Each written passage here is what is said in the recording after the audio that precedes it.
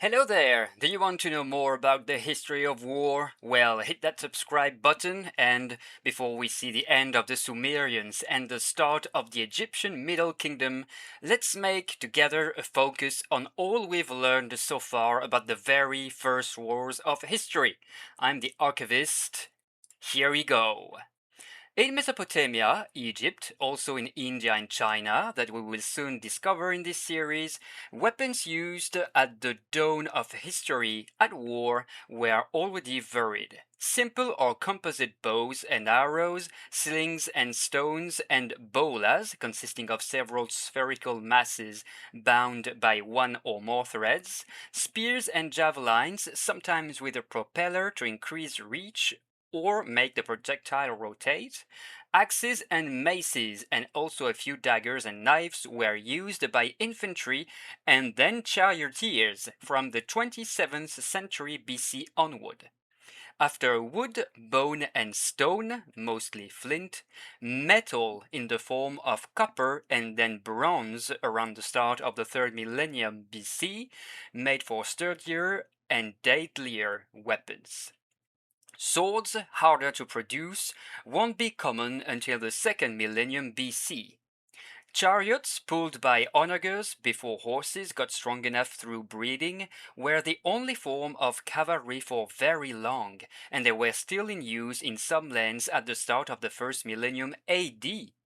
Siege warfare was already well developed. Catapults had not yet been invented, but after the first ramparts appeared 7 or 8 millennia before Christ, ramps, mines, tunnels, ladders, and siege towers were quickly adopted by powers that could afford the manpower necessary for each of these tactics. Wooden or hide shields or mantlets protected engineers and archers. Concerning battle formations, after tribal warfare that was mostly an affair of skirmishers, more compact formations appeared, the Sumerian proto-phalanx being very advanced for its time. Body armor was scarce at first, but soon wicker than leather and scale armor became more and more common in most armies. Better equipped, men of high status tried to fight one another rather than fighting against lesser men. Helmet and shield were, in most armies, systematic. It was the advanced organization of societies and discipline that made the fighting not necessarily crueler than before, but deadlier.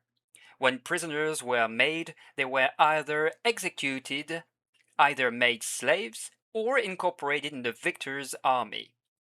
Of higher status, they could be kept as hostages, released against a pledge of allegiance, or integrated into the empire. For simple soldiers, sometimes defeat meant decapitation, for heads could be made trophies or exchanged for a reward. In some parts of the world, warfare would remain the same until the modern era, in America, Africa, or Oceania, for example. Geography, climate, lack of resources would be the causes of such stagnations. To close this focus, we will say that naval warfare would only appear during the 2nd millennium BC. Only minor skirmishes occurred before that.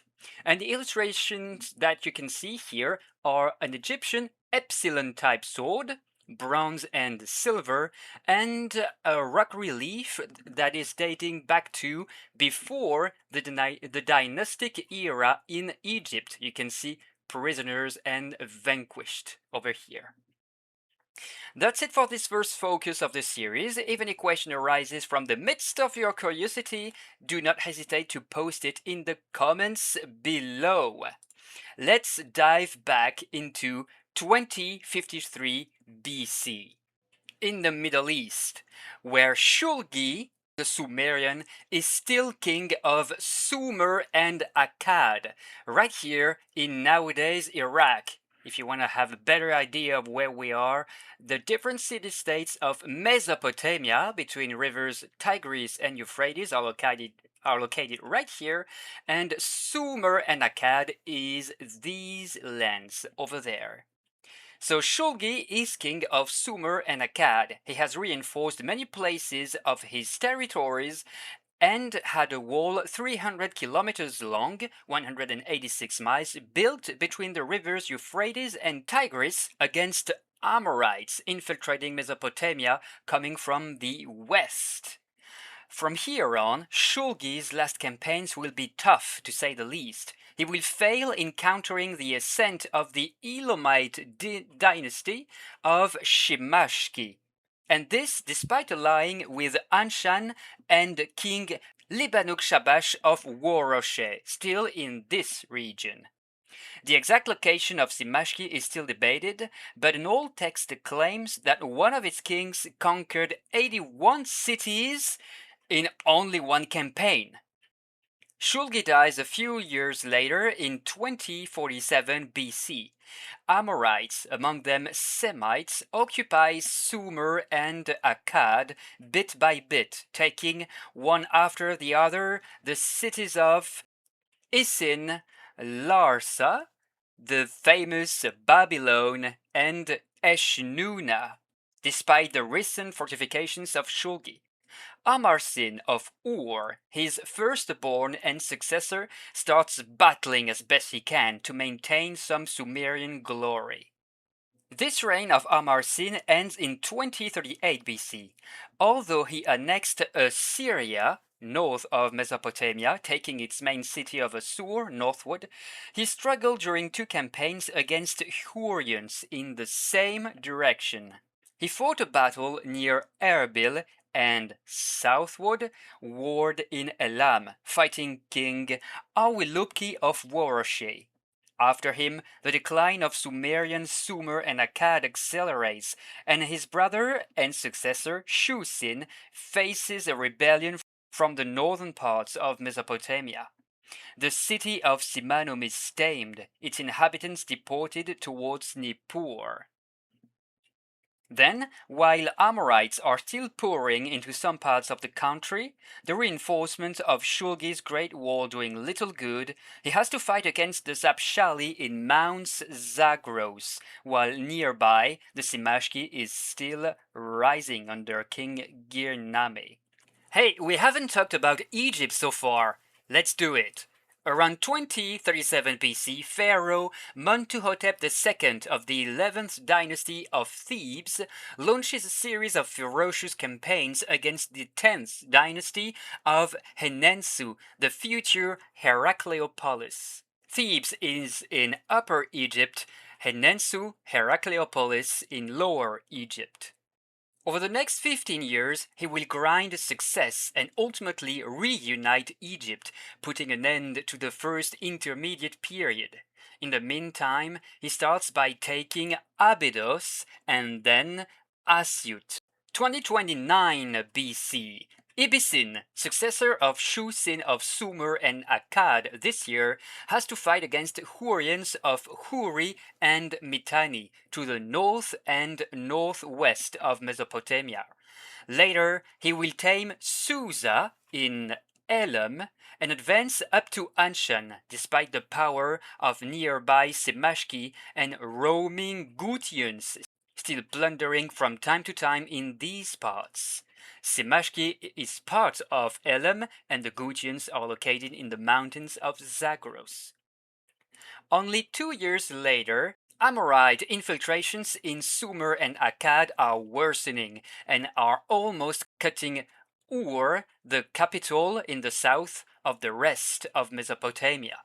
King Ibisin loses some power, and Ilushu Ilia of Eshnuna declares his city independent. Lagash and Uma follow suit, also Susa in Elam soon. The following year, we have an interesting legend which tells us that Haik the first king of Armenia, ending his rule around here, would have defeated a Babylonian giant, nothing less. Who knows, maybe the story took after some historical confrontation. Haik was part of a people that would be called Hayasa Atzi by the future Hittites. Oops, I let some part of the future slip. Moving on, in 2025 BC, King Naplanum of Larsa, over here, takes his turn at declaring himself independent from Ibisin of Ur. Now, in 2022 BC, the first intermediate period is officially over in Egypt. The Antifs of Thebes, pharaohs of the 11th dynasty, reunite the country and restore a powerful army after a decisive victory of Montuhotep II on the 10th dynasty of Henensu. Montuhotep II reigns until 2010 BC, warring against some Egyptians still contesting his power, against Sinai Bedouins, and even in Canaan, as well as against Libyans westward and Nubians southward. Who would have thought, right? In 2017 BC, situation worsens for king of Sumer and Akkad Ibisin. Famine because of war and drought is nigh, and Ibisin sends the Sagin, or governor, of Mari and Isin to gather grain in Isin. But Amorites try to prevent Ishbi-Era from doing so, and he fights them off only after declaring himself independent. Soon he carries on by taking Nippur and Kish for himself and seeks an alliance with Elam. Facing that, Ibisin builds new fortifications or reinforce existing ones like in Ur. Here you can see a royal seal of the time with Ibisin interacting with some Sumerian goddess. A little jump to 2010 BC, Ishbi-Era consolidates his grasp on northern Mesopotamia by taking Eshnuna.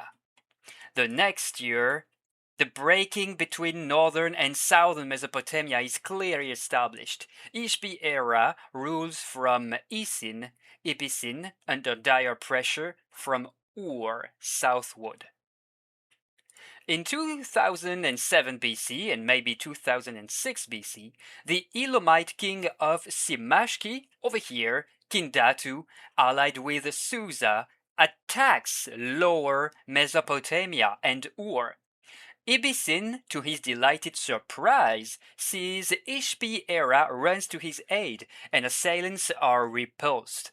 Maybe a recent aggression from Kindatu against Isin is the cause of that move from Ishbi-Era. But alas, in 2004 BC, Kindatu strikes again, and this time there is no helping Ur.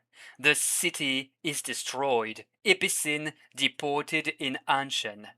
The Sumerian rule over Sumer and Akkad is over, this time forever. Elamites' victory was more than likely favored by famine, droughts, and Amorite incursions in Mesopotamia, and Gutians possibly backed them too. Amorites from the west, Gutians from the mountains of the Zagros.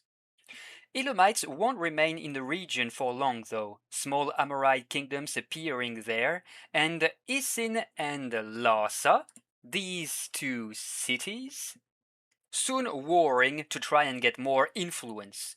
Kindatu will content himself with full control over Elam from his powerful Simashki, or maybe from Susa as a new capital. With appeased relations with Mesopotamia, his successors Indatu Inshushinak of the First and Tan Ruhu Ratir, what names, will bring Simashki's dynasty to its apogee. Thank you very much for following me today. Tell us in the comments what your thoughts are on this long-gone Sumerian civilization. It lasted longer than Rome, yet many people today have never heard about it. It had one of the most powerful military of the time, inventing the ancestor of the phalanx and cavalry, yet it fell to barbarian Amorites, dreadful Elamites, and internal difficulties. Note that until today, we still use some of their inventions: writing, the 60 base for seconds and minutes, and the very word water. See you next time for, among others, the rise of Babylon.